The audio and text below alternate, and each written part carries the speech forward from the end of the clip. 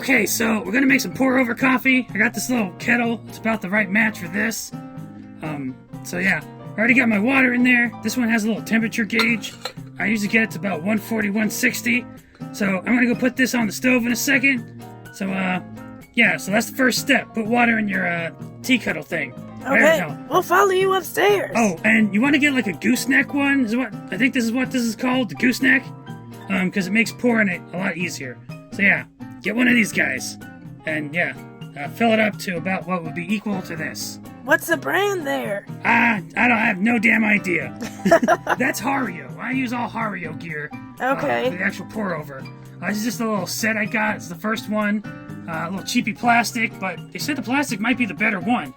But yeah, I'm gonna get an upgrade one day. You know, when I get paid from this. But yeah, this is a number 2, by the way. Lucky number 2. And here's a little filter. Actually, real quick, on the filters, I always fold it down the middle. Because then when you open it up, oh, I almost dropped it. Oh, my furry hands. You're gonna have some furry coffee, Friendie, I'm sorry. Oh, man. Sorry, brother. Anyways, so yeah. I always do it like this, because then when you put your stuff in it, it tends to kind of sit. You want to raise the camera up a little bit. And then, yeah. See? A little better. Normally, it'll kind of try to close itself. But, yeah. Anyways, I'm going to go open the next coffee, and we'll put it in there. So, we're going to cut. Mm-hmm. And we'll be back, and I'll put the coffee in there. All right. Well, we're going to follow you upstairs. Oh, okay. Well, I'm going to put the coffee in first. Well, okay. We'll pause. All right, so we're going to be reviewing, thank you, the Caribou Coffee Daybreak. It's a light roast. Oh, smell-o-vision. Yeah, look at that. I just opened it. Oh. Smells like hot heaven. Oh. So anyways, here's a little measuring cup that comes with like a lot of these sets. They're pretty nice, and I actually bought this one after the fact because I thought it was cool. I think they have a metal one, wooden one. So there's one.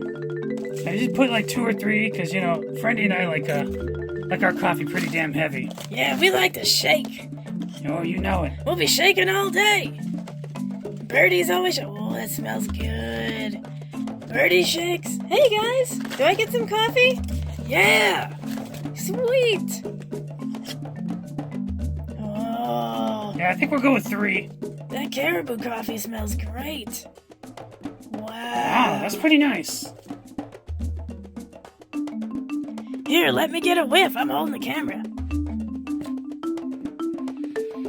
Oh, God, that smells like heaven. That's a nice little roast there, isn't it? Oh, cue the cure right now. Just like heaven. Oh, no. Oh, don't go plugging people. Oh, come on. Oh, What? man. What? So God bless Robert Smith. Anyways, well, let's cut. We're gonna go upstairs, and I'm gonna fire this thing up. All right, You're on. Oh, okay. So, let's get this. Make sure you choose the right burner. There it is. Try not to burn your hands. And the temperature reader will tell you, the thermometer. So yeah, I try to get it between like about 150, 160. I can't remember what the official like pour over nerds would tell you to do, but I think between 150 and 160. so yeah, that's usually where I put it anyways, naturally.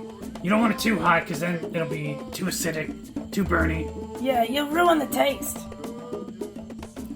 I'm telling you, this is actually kind of the perfect burner if you have it almost all the way up on the, I don't know what they call this one, like a simmer. Mm-hmm. Yeah, I mean, you can see that fire's raging out of that little thing, but yeah, it's pretty nice. So yeah, that'll take like a couple minutes.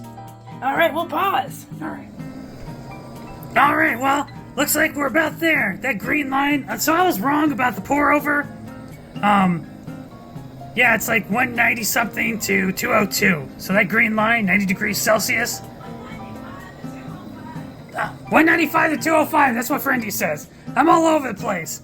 Well, anyways, this is ready to go, so I'm cutting it. I'll meet you guys down at the coffee shop. All right, well, we're back. I don't know why, but it got really hot all of a sudden when I took it off, but we're at the right temperature, so...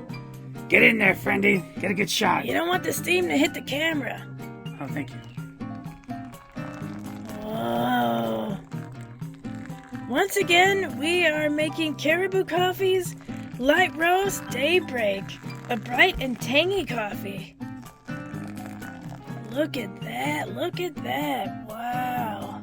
Maybe zoom in a little bit and back up so you don't get any steam on you. Good idea. Whoa, look at that color, look at the bubble in there. So, okay, thanks for bringing it up, because let's talk about that. So, with pour over, you don't want to just keep pouring water on it. Those bubbles, it's letting off gas. So, you do a little bit, you want to agitate it. See how I'm dribbling it like that? Oh. I'm doing that on purpose. Basically, it's like a huge espresso machine. Yep, exactly. Whoa, And you let it breathe a little bit. Oh. Yeah, get in there. Yeah, that camera. Wow. Oh, look at that. Oh, look at the science. Coffee science. Luxurious. Oh.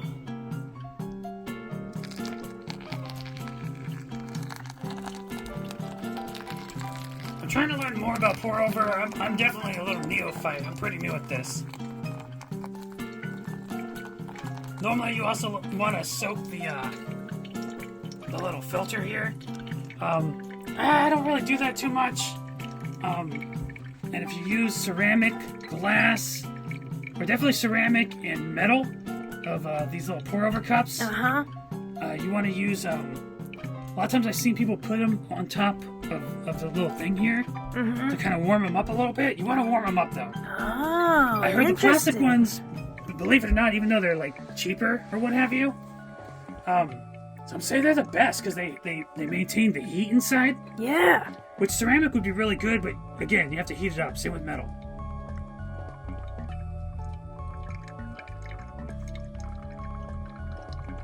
You get in my hands? Get the whole thing. Yeah, I'm getting some action shots. I want people to see my pour-over method. What is that, guys? Is it Sojiro? Is it Sojiro Sakura? I can never remember it from Persona 5. I don't know. The cafe guy? Yeah, and then his stepdaughter, Futaba, the Hikamori, the hacker. So this is like a tea ritual, but for coffee. Yes, exactly. Very much so. Wow, I love this. Yeah, I remember when I was playing Persona 5, I was so into it when I think it's Sojiro. I'm gonna eat my hat probably. I probably got the name wrong, but yeah, when he's teaching the protagonist how to make coffee, I was so intrigued. I was like, oh, I gotta get that.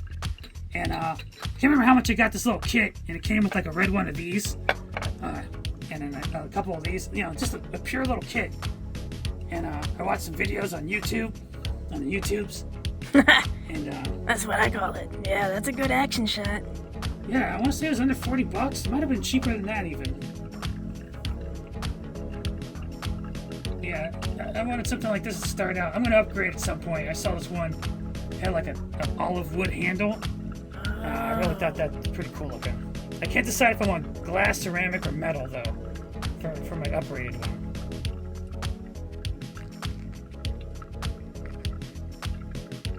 We hope you guys appreciate this video. Noodles, since you've had more pour-over coffee than anybody else, would you like to describe to us the difference in taste? Because I'm sure it tastes a bit different than if you put it in the coffee pot or French press. I think it's a little stronger depending on how hot you let it get and how much you load it up. Like, I don't get crazy with it. They actually will weigh. Like, I've seen cafes, like in videos where they weigh exact amount of coffee and exact amount of water. And that's all fine and good. I'm all into the, as you say, the coffee science. Yeah. But, yeah, I don't roll that way, bro. I like to eyeball. I usually do like 3 of these. I don't know if that's correct or not, but I do it my way.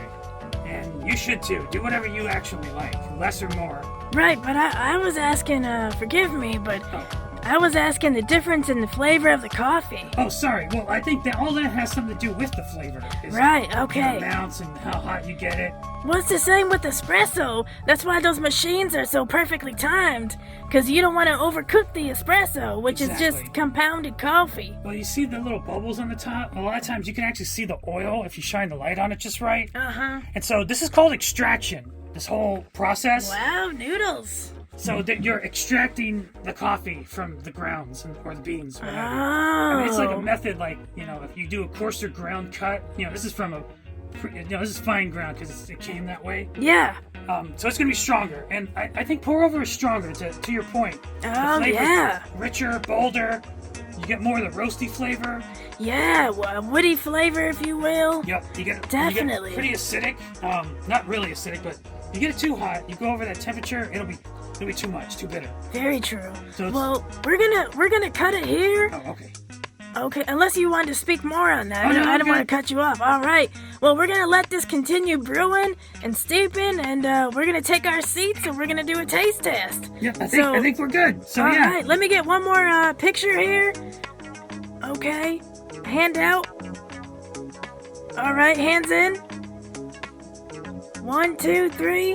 Beautiful. All right. Thanks for tuning in, guys. Part 1. We'll see you guys on the flip side, and I hope my camera work didn't bother you too much. Zooming in, zooming out, taking pictures. But this is all live action here, so you're experiencing it with us. Yeah, you're a great cameraman, by the way. Oh, thanks. And once again, this is Atomic Friends Coffee Review, Caribou Coffee, doing the pour-over method.